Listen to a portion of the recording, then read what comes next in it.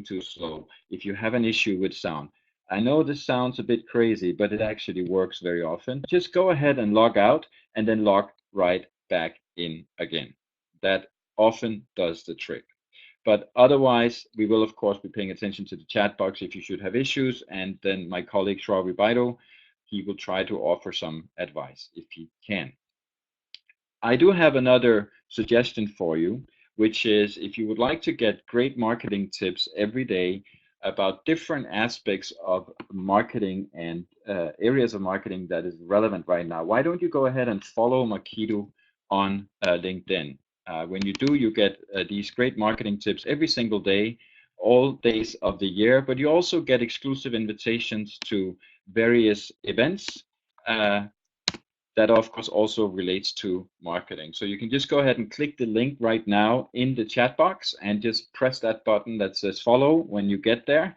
And we will of course nudge you a little bit when we do the follow-ups from this webinar as well. So today is an exciting topic because I think we all understand that emotions play a huge part in customers, prospects, decision making. And a lot of us are really struggling to understand how can we experiment more to learn more about what works. And that's why we're here today, because that's what Matthias Wirth is going to talk about. Great marketers around the world, those that have better results than most of us, they do one thing better than anybody else and more consistently than anyone else. That is, they are always testing, not just online, but also testing pricing and other such things, displays, packaging, and so on. So I'm super happy that you're here because it means that you understand the importance of ABC always being testing. So without further ado, let me pass the microphone on to our expert speaker. Matthias Wirth is a partner with Neuromarketing Labs. They are headquartered in Germany, but are active all over the world, is my understanding. And Matthias has a long background from the other side of the table, as we say, which means he's been working with large brands in various capacities that he can explain to you himself. And now is a partner with Neuromarketing Labs, and he can explain better than I can exactly what Neuromarketing Labs is all about and how they add value. So without further ado, let me pass the microphone on to Matthias Wirth. And then let's get on with the presentation. Alles klar, Matthias? Ja. Alles klar. Vielen Dank. Thanks very much, Michael. And welcome from everyone from my side this morning. I keep my video on just for the short introduction, so you know everyone knows who it is who is talking to you. But I will switch it on in a minute or switch it off in a minute or so to save some bandwidth. Yes, we're going to talk about pricing and price perception today, and especially how people perceive value, on what neuroscience, what neuromarketing can do about it. Just a short background about myself. As Michael said, I've been working in marketing for quite some time, living in the wonderful city of Bonn. My work brought me here, and I see in the participant list that there are at least 1 or 2 people who worked with me in the past here in Bonn. So very welcome to you as well. Yeah, what we are doing at the Neuromarketing Labs. We're basically basing on a very nice quote from David Ogilvy, great marketing guy from the 50s and 60s from the US, who said, "The trouble with market research is that people don't think how they feel, they don't say what they think, and they don't do what they say." And especially the last thing is important in market research. And I remember my first class in psychology, when you design an experiment, the professor told me, make sure that whenever you design an experiment, that the participant doesn't really know what it is about. And in market research, usually it's the other way around. The people you ask in survey, they know exactly why you're asking them and what to ask them about it. And we decided to take a different approach, because we do know from our own studies, but also from general research, that not all decisions are being made conscious. And there is this concept of system 1, system 2, which has been around for a while. The system 1, there on the left side, and that, by the way, has nothing to do with the left side of the brain. It's just a schematics picture of it. It's basically your autopilot. 95% of your daily decisions are being made by this autopilot. Lots of small things, whether or not to take another sip from a glass of water, if you could take a left or right when you come at when you approach someone on the road. This is all automatic, and that's very energy efficient. The brain is an organ that tries to save energy because it takes a lot of calories to keep the brain running, and the body, of course, wants to save energy. So most of our decisions are being made by this autopilot, which is always on, which is also a very emotional decision-making system. And that's very important, it's completely unconscious. Even though we do know that it exists, we cannot ask it directly. On the other side, we got system 2. That's the very rational part. It's conscious. It takes a lot of energy to work with. System 2 is something you activate, for example, if you think about whether or not you should take a new job, which new car to buy, and things like that. There's a lot of thinking going in that, or if I ask you to calculate something like 27 times 14, if you think about that task, it takes energy. Now, the issue is in market research, although system 1 is making all the decisions, I cannot ask it. So how do we get around? That's basically the first part of the presentation. How do we deal with that problem? And then second half, we'll go into behavioral pricing and behavioral economics. I will give you lots of tips and tricks how to use that research from neuroscience in your daily work. Just a quick question at this point. If I'm talking too fast or too slow, just write a message in the chat box, let the moderator know, and I will try to adapt my talking speed. So, okay.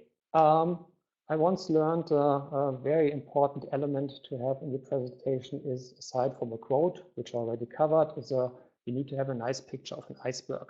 And then people tell the story, well, that, you see 10% of the iceberg above the water and 90% is below the water. And I'm not telling anything new if I would have told you just that. But the really interesting question is, how does the iceberg look underneath? That's basically the 95%.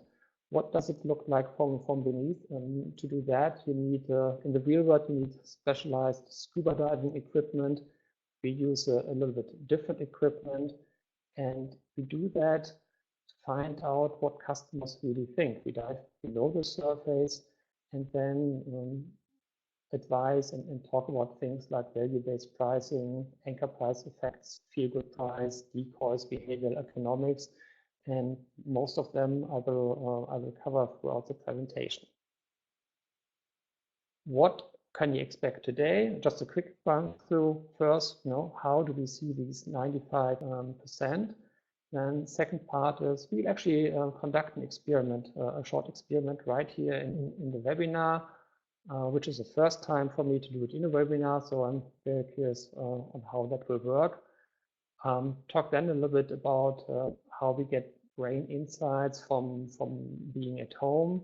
And then the second part is about behavior pricing, quick tips, and so on. Okay. Now it gets a little bit technical for a minute, but don't get scared. One of the instruments we are using is an EEG. That's an electroencephalogram, long, complicated work. I practiced it many times before I could say it. What it basically does, it records and measures electrical brain activity second by the second. You see the woman in the background, she's being attached to the device. It's basically a cap with lots of wires on it. And in the front, you see a screen with the actual brain data. And what we do is we set up the experiments that people come to our lab, we put them in front of the screen, and we show them, for example, prices for different products. And there's something really interesting happening in the brain. The brain is very fast in deciding whether or not something is a match or is not a match. I'll give you a short example. If I tell you two words, coffee and milk, the brain will say, yeah, that's a match. Coffee and milk. I could also say, for example, coffee and sugar, maybe coffee and Starbucks, at least for large parts of the world. But if I say a different pair of words like coffee and motor oil, the brain will say, wait a second, coffee and motor oil, that doesn't belong together. Basically, the brain expected a certain pool of words like milk, sugar, and so on, but it definitely didn't expect motor oil. And so this doesn't match reaction is something that we can measure in the brain, and it's a very fast reaction. It happens between 400 and 600 milliseconds after you presented the price or the two words. And we are using that to do price research. We show people different prices on the screen, ask them expensive or cheap, and then measure the brain reaction. And it's a very accurate system. And I will show you later on in the field study what we have done with it. And that I mentioned Starbucks at the big at first wasn't by coincidence. That's one of the first clients or cases we actually did. We tested the willingness to pay from people living in the greater Stuttgart area for a cup of coffee from Starbucks. And what you see here in the diagram is at the bottom the different price points we tested from 0.1 euro to 9 euro 90 at the bottom. And on the y-axis, you see the brain activity. On the very left, you see at the bottom the low product price fit, and here the high fit. That's what I just explained. You get a match or doesn't match signal. And here you can see here at the bottom for 10 cents, we had a very clear doesn't match signal, because the brain says, well, cup of coffee for 10 cents at Starbucks, no, that's not correct. If you go at the very other end, 9 euro 90, we got the same situation. It's a very high price, it's not a match. And somewhere in between, here in this particular study at 2 euro 40, we got this match signal. That price is being perceived as a match, as a fair price. And the funny thing about this is we came up with 240, and we assumed at the time of the study that Starbucks are excellent in their pricing, that they know their customer really well. But it happens that at the time, the cup of coffee actually only costs euro 80 in the Stuttgart area. So the real willingness to pay was significantly higher. Let's stay in the food area.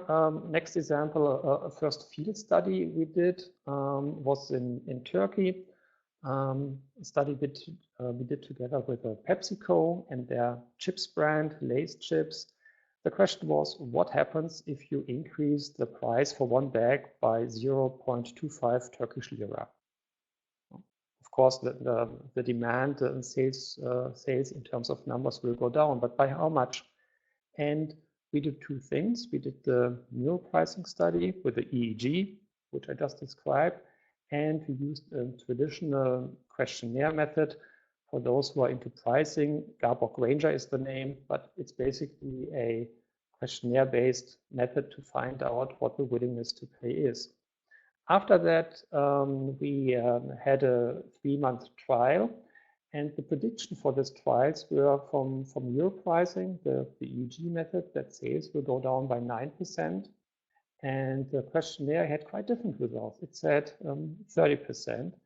And after a 3-month trial in the market in Turkey, it came out that the actual sales went down by 6%. So that's a very high accuracy, and that's something where their brain data is just extremely reliable, because things like money is something people are not always giving you the correct answers. Okay, now the experiment, and I said I got already a quote from an important person in my chart. I got the picture of the iceberg, and the next thing you always need to have in your presentation is something that has to do with Apple or Steve Jobs. This time it will be an experiment about the iPhone X or iPhone 10. I don't make a product introduction or any sales for Apple here. What will happen now? I will show you a series about 16 slides with different prices. And if you all go to the bottom right of your screen, there you see a little icon of a hand, and you got the option to answer or to vote yes or no. And what I will do is I will ask you, I will show you prices, and if you think the price is high but it's too expensive, please vote with yes. And if you think price is too low, you vote with no. There is no button in this case for yes, the price is right. So you have to make a decision between the price is high, yes, or the price is low. So I would say just start away. I show the first price and be ready and do it very spontaneous if you think it's expensive or cheap. 357. Expensive, yes. Cheap, no. Yeah. Don't think about it too long. Just press a button because I will continue in a second. Okay, good. Now comes the next price. What do you think about this price? Expensive or cheap? 2,331. Answers coming in. Excellent. Okay, and next price, 2013 euro.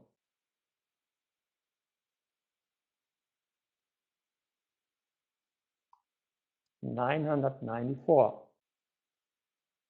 Yes for expensive, no for cheap.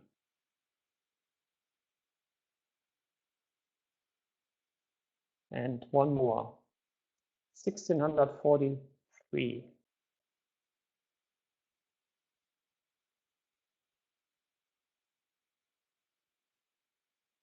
Okay. Just a couple of more and then we're done. 2,292. Who thinks it's expensive? Please vote for yes. And if you think it's cheap, please vote for no.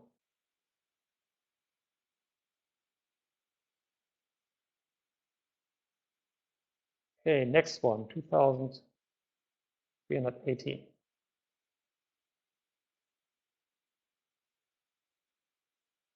Almost done. One more, 993. Your votes, please.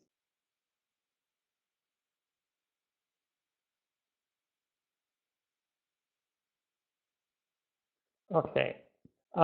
Thanks very much. You might have wondered why I asked you all these, and maybe some of you remember what I said earlier about how to conduct a psychological experiment. It's important that people don't know exactly what it is about. And what we did here, actually, I didn't really care about the yes or no. What I was looking more at was how long the reaction time was. How long did people need to decide whether or not it was expensive? And then in these, when I do this, usually something like this comes out. For the very cheap and for the very expensive prices, people don't need a long time to decide that's cheap or that's expensive.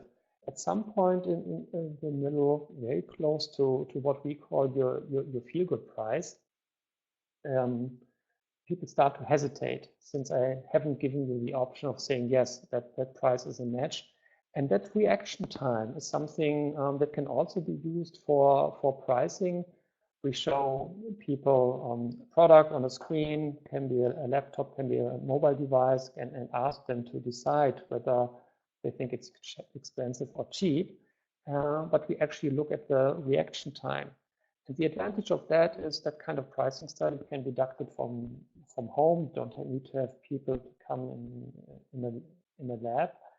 And after you've done that, for example, with 2 products, you get something like this that you can say, that you can see, well, there are different price maximums for different wines, for example.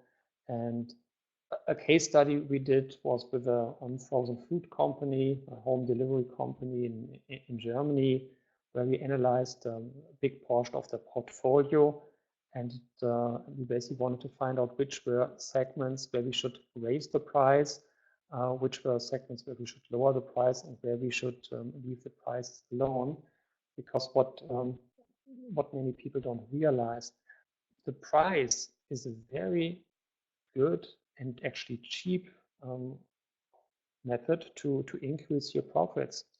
To increase your profits, you either need to increase sales in terms of more units sold, or you need to decrease your costs. Both things are not so easy, but if you have a method to find out that for the same thing or service or product you have already, you can ask for a higher price, that goes directly into your margin.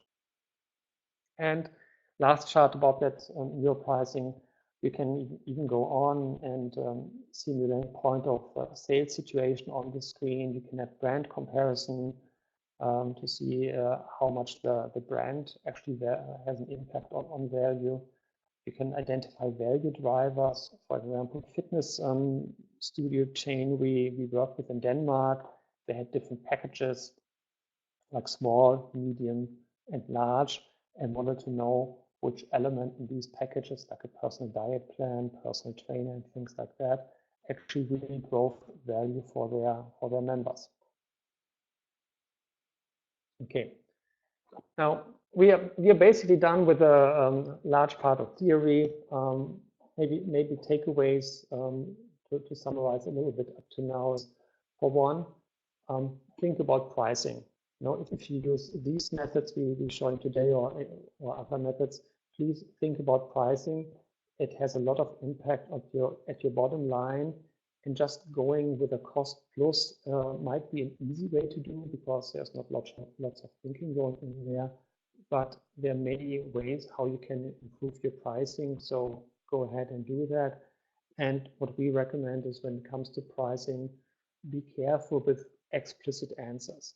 When you ask people about their willingness to pay, you can't be sure that the explicit answer you get are really that what people are willing to pay, especially since prices too are a very emotional thing, and those decisions are being made by the system on the autopilot.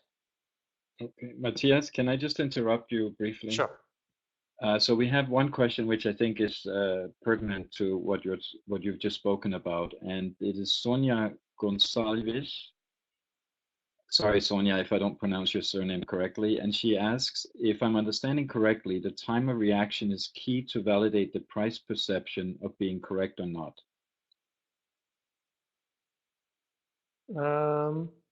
I'm not sure if I got the question right. Is the time of reaction, is that key to validate the price perception? Yes. Yes. And I showed two methods. The one thing is in the brain. If we measure, and if we can, we always try to measure the brain directly. Is that match doesn't match signal, something we measure with the EEG, and that really happens in 400 to 600 milliseconds. In that time, the brain already decided, yes, that's a match. And what often happens afterward is that the conscious maybe kicks in there. The conscious maybe kicks in there and tries to argue why that price is a match. Sometimes you buy things you actually know or you feel it's too expensive, but you want to have it anyway. And maybe the iPhone X was an example for that. You just want to have it, and even though your brain says no, it's expensive, and then your conscious is trying to make sense of that. The other thing, the second one, was the implicit reaction time. It's a similar principle. If the price is close to what you're willing to pay, you just need more time to make a decision. I hope that helped. And if not, give me a chat message later on during the webinar, and I'm glad to provide any other additional information. Excellent, thank you. Okay, now a little bit into psychology, and we love psychology, and I'm actually the only guy in our company who's not running around with a lab coat. Everyone else is a neuroscientist or something similar. Let's start with this. Imagine the following situation. We have a very exclusive fashion store like this, and somewhere on display are a couple of sweaters. This is one, and they're all, of course, very nice and wonderful described. And this is one very special cashmere pullover, which costs like 1,200 euro, which is, for those who are not familiar with euro, which is extremely expensive. It has a price of a new MacBook, basically. And next to that, you place a sweater for like 600 euro. All of a sudden, this sweater, which for 600 euro doesn't seem to be that expensive anymore, even though 600 euro for a sweater is still a lot of money. Take away the 1,200 sweater and just have the 600 sweater there and maybe one for like 300 or 180. And the value perception and the price perception of that sweater is completely different. And this is called the anchor effect. The brain is being anchored to the higher price and then is comparing that price to the other product, and that seems cheaper. Another everyday situation you can test right away this afternoon is if you go to a supermarket, to the shelf where they have the wines. Even though if it's just your average supermarket, you will find wines, for example, I don't know, 25, 45 euro, although hardly anyone's actually buying these wines. They serve a very important purpose of setting an anchor for the other wines below, which cost maybe like 12, 13 or 9 euro. This anchor effect, once you know it, you see it in many situations. Prices for mobile, for smartphone tariffs is something like that, and you can use that to change the price perception over a short period of time. For example, at the point of sale, at the moment where people make that decision. It's a very powerful effect, this anchoring effect, and it's even so strong. Even people like me who work into pricing, I'm not immune to it. It's basically my autopilot is programmed on this anchor effect, and it even works on me, and there's not much I can do about it. And the effect is so strong, it basically works with any number. And there's a study that has been done with 3 different products. The participants were asked whether or not or for what amount they would buy these products. And the anchor that was used here was their social security number. So basically a very random number that has nothing to do with the product. And what came out was that the willingness to pay is very, very different. You see someone whose social security number ended with something between 80 and 99, the willingness to pay was for these products was like 55, 65, and someone whose number was between 0 and 19 was only 16 or 9. And these numbers have nothing to do with the actual product. So of course, it's better to anchor with a related product, but the anchor effect doesn't works anyway. Second example, it's sort of anchor price 2.0. It's called decoys, and there is an example from The Economist, which has been published a few years ago. And originally, the subscription options were like this. Basically, you had here a print and web subscription, meaning you had the printed magazine and you could read the articles online, or just the online prescription. And if you ask people what package they would pick, you get something like this. 68% of the people said, well, I will buy the online subscription, and only 32 would say, I pay the combined subscription. Now we add one option that seems a little bit odd. It's that option here in the middle. It's a print-only subscription.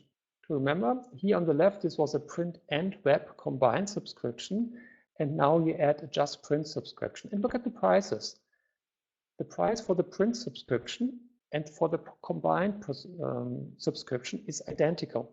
So this product in the middle makes no sense at all. I mean, why would you buy it? For the same price, you get even more. You get the online version as well. But when you ask people which of these subscriptions model they would choose, this comes out. 0% here. Everyone was smart enough not to choose that. But look at the other two numbers.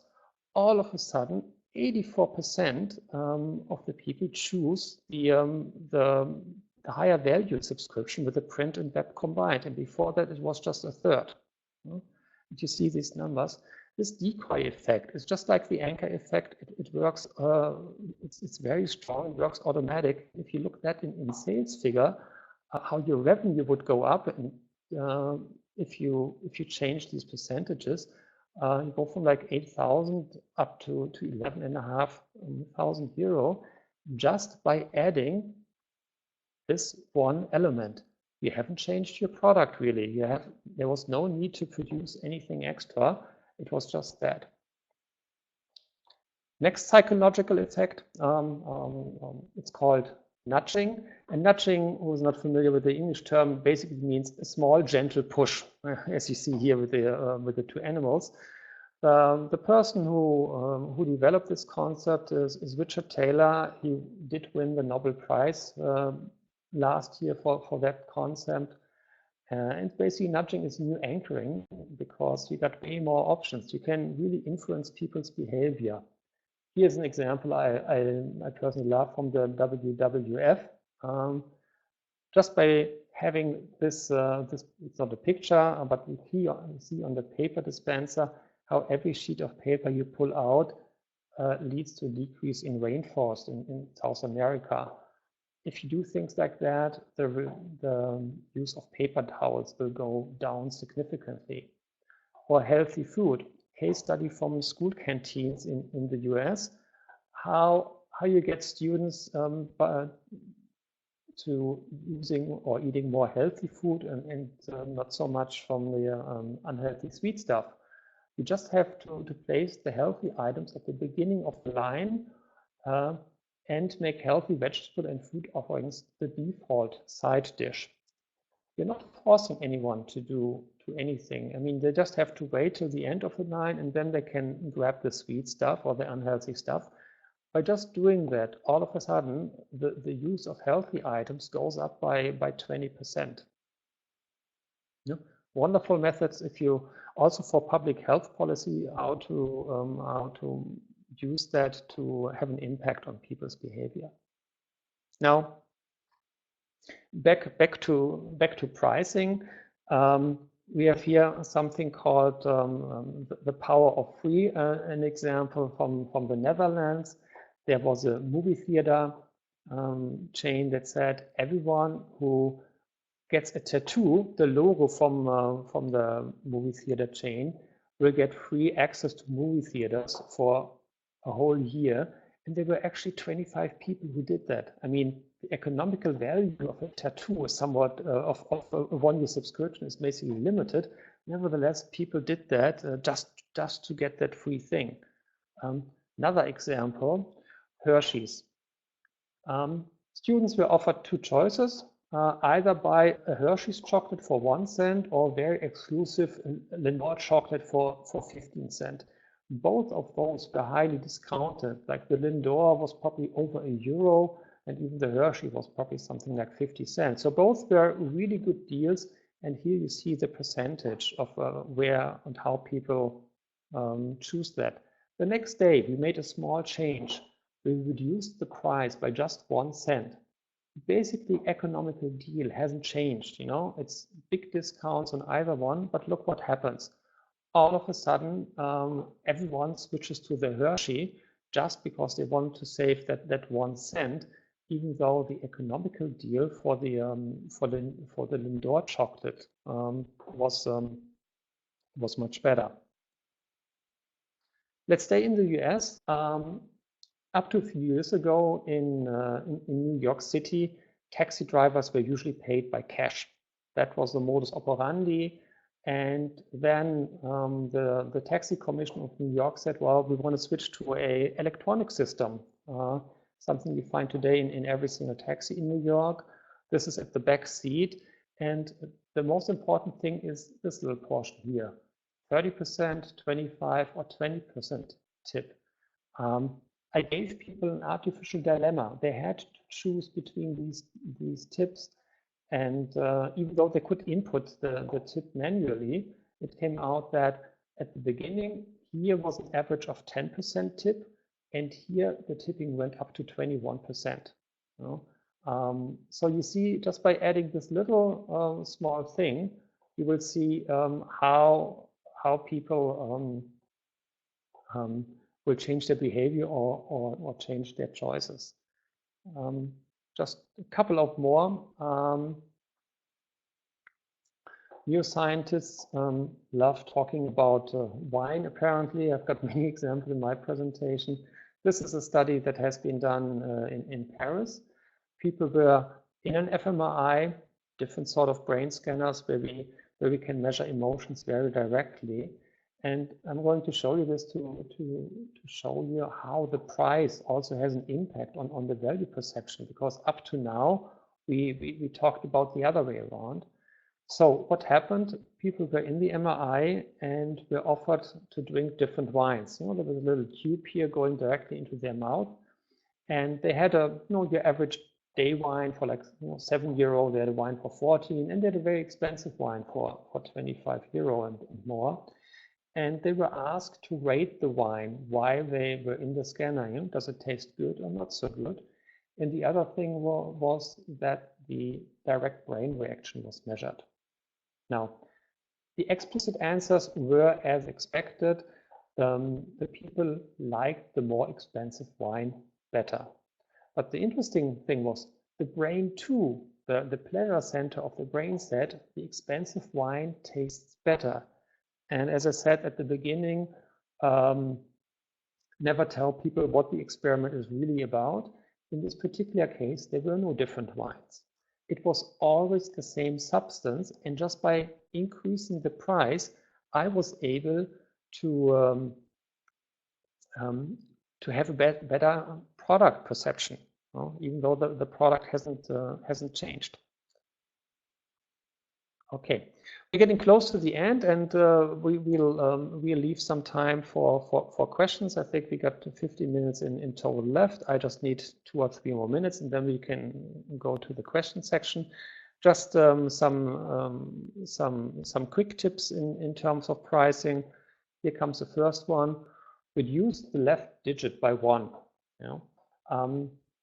If you reduce the left digit by 1, the price is being perceived as cheaper because the brain is encoding unconsciously from the left to the right.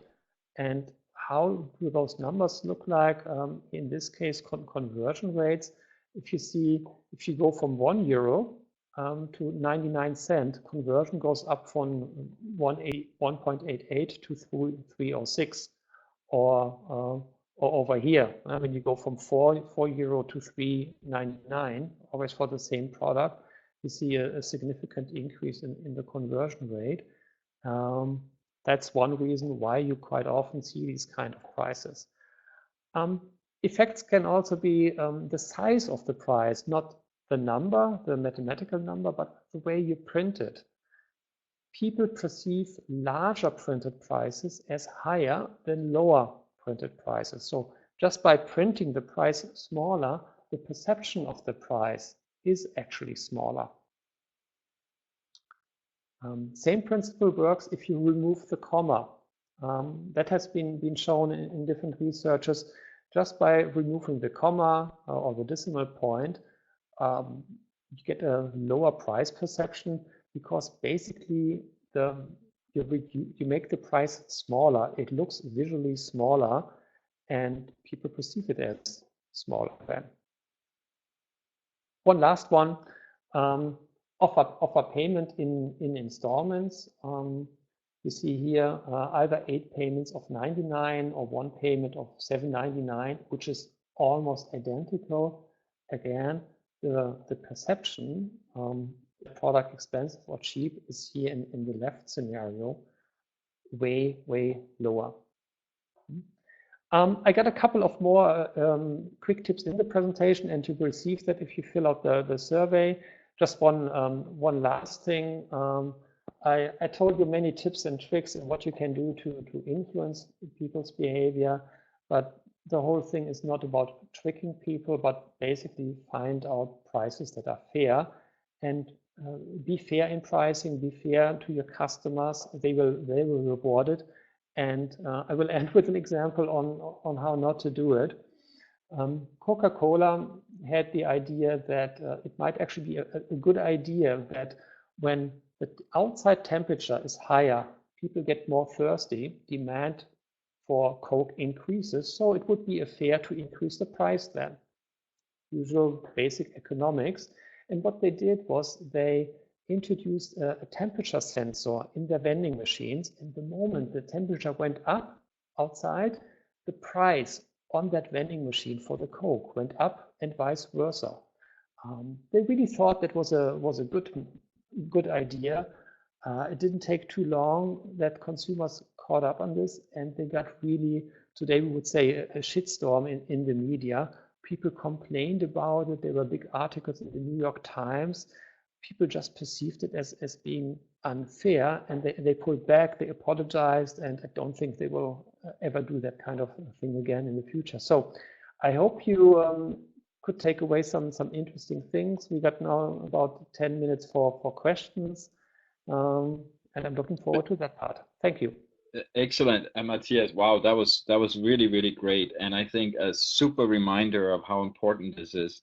We do have some questions, and I have some questions of my own, but let's get to the others first. Natalia Sera asked, is it possible that the anchor, I'm just going to mark it as a question here so you can read it as well. Hold on, let me just see if there are other questions. Let me just do my admin here.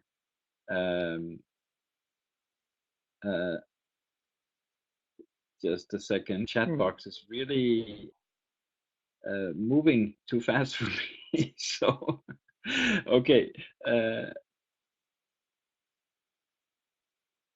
I'll just mark questions.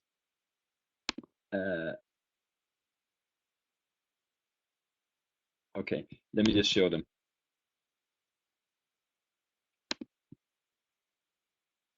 Is it possible, you can read as well, is it possible that the anchor effect, etc., this comes from Natalia Sira, whom I believe is from Brazil. Is that correct, Natalia?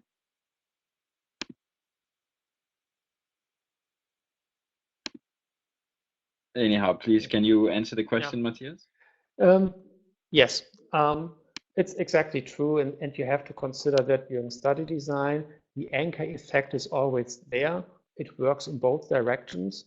Most scenarios you try to lower the price perception of the product you actually want to sell. If you do research, including those time reaction-based researches, we do randomize prices. Sometimes we show a high price first, sometimes we show a low price first. So we have a compensation for this kind of effect. Excellent, thanks. So the next question.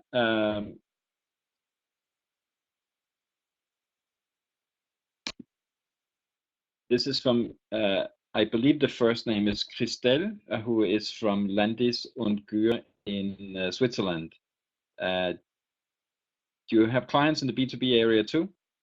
Yeah. Very personal welcome to Christelle, who I worked with in the past, but we haven't for quite some time. Okay. Yes, it's B2B is interesting. Quite often when we talk to B2B people, they say, well, it's all about procurement, it's Excel table, it's very rational, but it actually isn't. And we do have some B2B vendors where quite often we talk about pricing tactics. We also talk about things, what's the best way to actually visually lay out an offer and things like that. And even though there is a very rational procurement process, at some point, let's take software services, at some point in these automatic processes, people have to evaluate different product features. And there comes emotion in again. Which feature is valued how much or weighted how much in the evaluation? And those are areas where we work in the B2B segment. Okay, excellent. And there were a couple of comments in the chat box where, which I personally believe was very relevant, where someone said, well, B2Bs are people too, right? So the emotional part is equally important in B2B as it is in B2C. There is a follow-up here, which is interesting as well, which relates back to Natalia's question from before. Are we not influenced by knowing the current product price? For example, knowing that the new iPhone cost €1,000? Exactly. Yeah. We are always anchored, or take the Starbucks study. People are, of course, anchored or aware of the current prices. That's the real world situation. And we always try to basically set it up in a scenario that's as close to reality as possible. Let me give you 2 examples.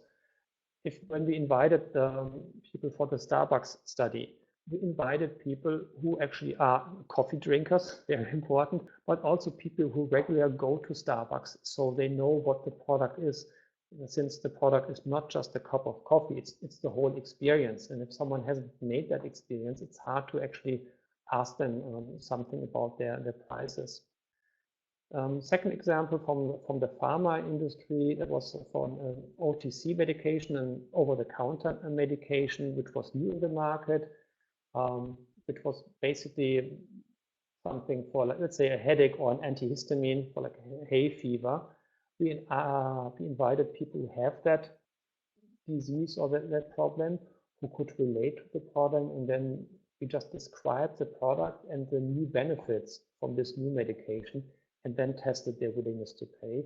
So there we did have a product innovation where we had to explain and show the product before testing.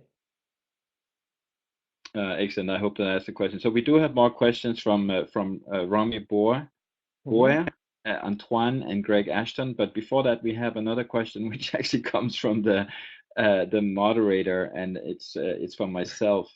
Okay. And let me give you context, because I learned a long time ago when I was very young and first set out and had a sales job, and I learned to never say 1,290, but to say 1,290. And in your example with the comma, you mentioned that removing the comma would make the price seem less. So I'm asking, does that have to do how we, in this case, internally verbalize the price, right? So that we internally, if the comma is there, we are literally saying inside ourselves 1,290 as opposed to 1,290. Usually when you see and read a price, you don't verbalize it internally. Like when you go to a supermarket and you see prices, I mean, maybe some people do, but most don't, that they internally say that price, 1,200 or 1,200. If you as a salesperson actually speak and say the words, there comes another effect, and I didn't bring that up. Prices with fewer syllables are being perceived as lower. And you have an excellent example. 1290 is shorter than 1,290. So saying 1290 makes the price look lower. Wow. That's good advice, Matthias. Welcome. I'll definitely try to remember that. Okay, so we have another one, which this one is from, let me just get it here. It's from Romy Boer, and here it goes. When looking at response time in relation to pricing, what is the ideal response price point, would you say? There is no fixed number. And the little experiment we did earlier, of course, was just a show and tell case, not real scientific. Some people react faster than others. That's something you have to take into account. If you repeat the questions a couple of times, at some point people also get faster because they get used to it. So there is not a time that I could say like, okay, everything below 1 second is fast and everything above 1 second is fast. You have to take into account the individual differences, also the kind of device people are using. You know, are they using a smartphone where they tip with their finger or a laptop with a keyboard? That's being taken into account. And because that's somewhat complicated to calculate, we always have a minimum of 2,000 test points per price point. So over all subjects, we test every price point at least 2,000 times to account for these little variation in the data. Okay, that makes sense. So we have a question from Greg Ashton, coming up here. Many of us work in other currencies based on geographic location, but need to convert, for example, to either euro or dollar. Then pricing strategy sometimes goes out of the window, or does it, Matthias? Mm, the autopilot we had at the beginning, system 1, system 2, is being programmed by your everyday experience. For example, let's say I'm living in Germany. Christelle, who asked earlier, she's living in Switzerland. Now, Switzerland and Germany have different currencies, but also have different price levels. When I travel to Switzerland, or let's say to Denmark, to Scandinavia, where Michael is, I might think, wow, those things are expensive because they have a different price level. If I would be living in Switzerland for a while, my system 1 is getting reprogrammed. I'm getting used to those higher prices, and then I won't perceive them as being that high anymore. So what does it mean with relation to Greg's question? When we do test studies and we want to know broad countries, we have to take a look at what is the overall economical situation. If it's very similar, it might be okay. If it's one currency, it might be okay just to test one target group. But if you have different economical situations, you definitely want to test each country by itself, because the system 1 is being programmed different in different countries, and you want to make sure that you compensate for that. So the pricing strategy is not out of the window, but the data you base it on. You need to get data from each country. That's very interesting. But can't we say that going question before? So again, if we use Denmark as an example, from personal experience, I'm less likely to buy a lot of candy for my kids in the airport in Copenhagen than I would be in Dubai, for example, or in Atlanta. Are you following? Because in Denmark it might be 700, whereas the same number in dollars would be around about 100. Does that come into play? You mean just because you have a different currency that the actual number looks different? And is smaller, essentially. I don't have a study at hand right now for Okay, that. no worries. But that was interesting. Like if I understood it right, like if you come from a country like, let's say Denmark, in kronas, you usually count in 100 of kronas, and then in euro that's a significantly smaller number. If that has an impact, I would say, as I said, I don't have a study at hand, but I would say it does have an impact. How to put that to use in a pricing strategy, I'm not sure. Aside from the fact that if I want to know, Michael, what's your willingness to pay for a certain product in Denmark, I would test you in Danish kronas, with a Danish description of the product. And Greg, from whoever you are, Greg, I would do the same for you in your local currency. Okay, that's good advice. So we have a couple more questions. And this is Antoine asking, how can you test the best pricing choices in e-commerce? Not sure if Antoine, if I got your question right, what you meant with pricing choices. In e-commerce, or in general, when it comes to online sales, you can test pricing online, like compare the different prices, do a reaction time to find out what the willingness to pay is. The implementation in e-commerce can be more challenging than in e-commerce. You got way more dynamic pricing, for example, that you have to consider. Multiple product price choices. No, I got it. Thanks, Antoine. In a test scenario, you can compare these and test these together. Let's say let's take the potato chip example. I have my brand, Lay's potato chips, but I want to know that can be online or offline. How will that price or the price perception change when other products are being presented? So what we would do in a scenario like that is create a study that more or less simulates the situation at the point of sale, if it's a physical point of sale or an e-commerce point of sale. And we would vary the products that are being displayed around the product that we are actually interested in and see what impact that has. And maybe if there is, if you're a store owner, if there are ways how to optimize it. One very simple thing we quite often do at the point of sale is place the more expensive products on the left, because most people go from left to right or read from left to right, and to get the anchor effect right, you want to make sure that you see the anchor product first. Or another quick tip for which some of you might implement right away. Quite often, if you have services, you got services in packages like small, medium, large. Most times you see the prices being displayed in that order: small, medium, large. Just turn it around. Start with a large package with a higher price. Then the medium or smaller package will be perceived as being cheaper. That's as you know, Matthias, I think we work a lot with optimization of all sorts of funnels, and that was excellent advice. And you're right, we can all implement that more or less immediately. Thank you for that. I hope, Antoine, that Matthias was able to answer your question. So we have a couple more questions. The next one is from Luis Cordeiro, who asks, in case of some services, what can be the ending numbers? Or I guess that means what are the ideal ending numbers? 9.99, is that better or worse than 9.90?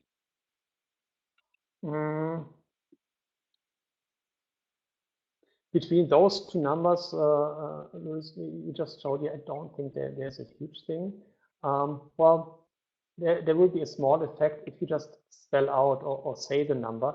999 is longer than 990, for example. The effect we had with the fewer syllables. The effect is there. So important is that you reduce the first digit by 1. For example, if you go from 7,000 euros to 6,995 or 99 or 6,990, that doesn't make that much of a difference. But that you go down from the 7 to the 6, that has a significant impact. You need to reduce the far left number by 1. That will have that effect. So in summary, does this work? Yes. Oh, okay, thank you very much. So Goran actually has a follow-up on this. So is 990 better than 985? When it comes to the syllables, yes, that has the same effect, but don't overestimate it. Those are effects you can measure.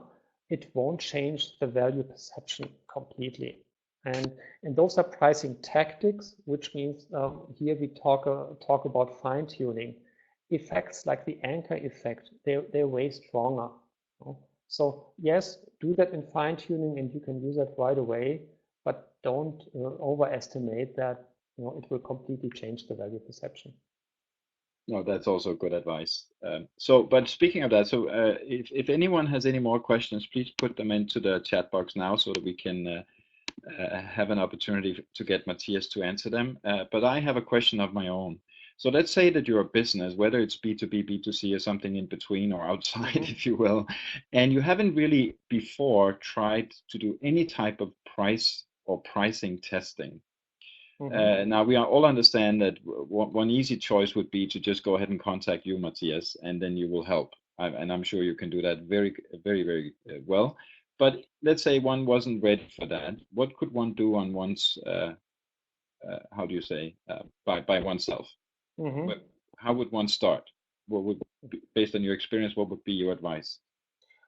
First advice be like use Google or go through the webinar that we had today and look at the pricing tactics and things.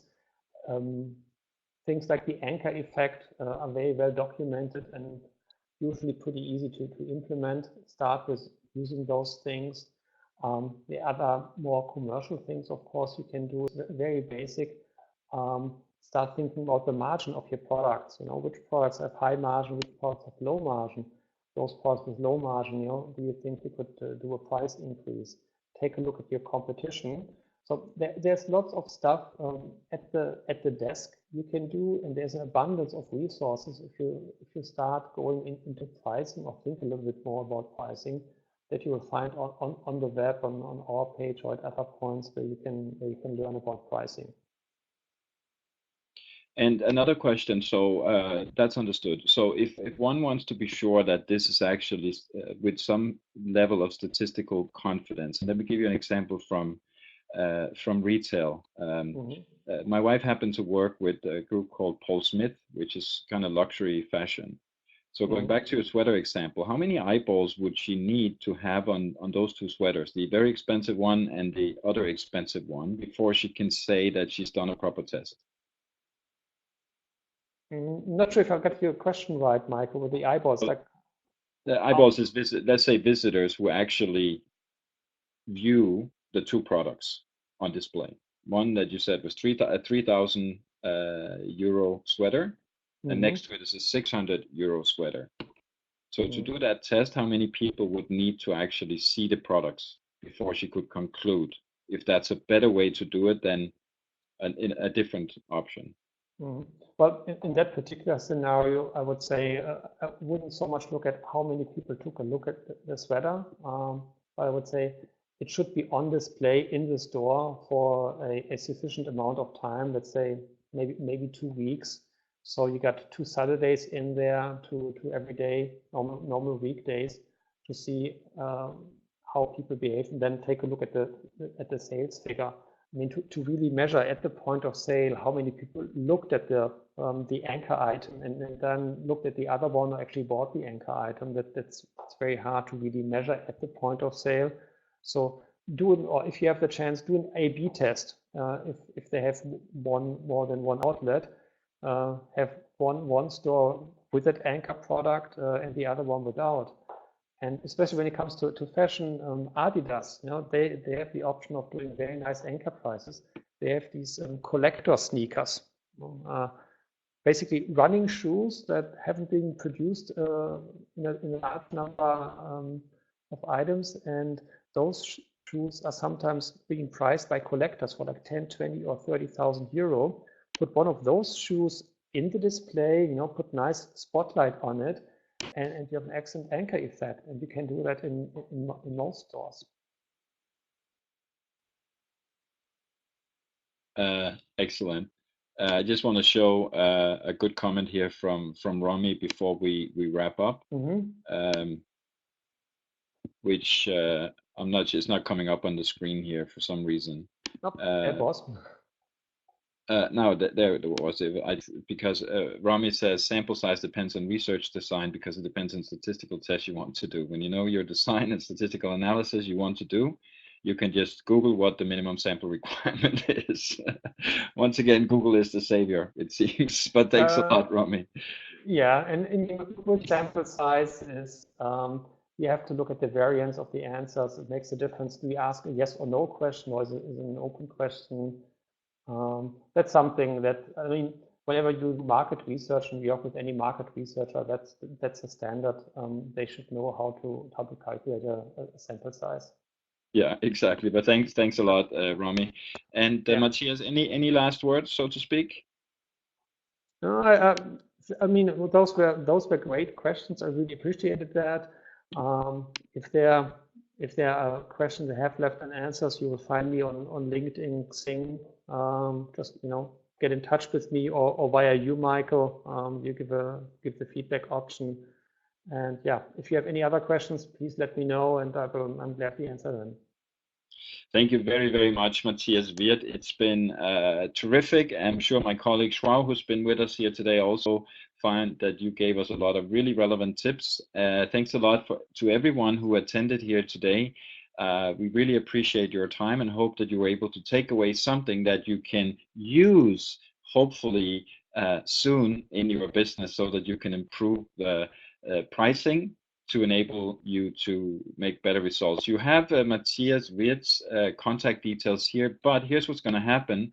When you get the email to invite you to do the evaluation survey, you will also find Matthias's details there, so you can contact him directly, and there will be a button in the survey where you can simply request for Matthias to contact you.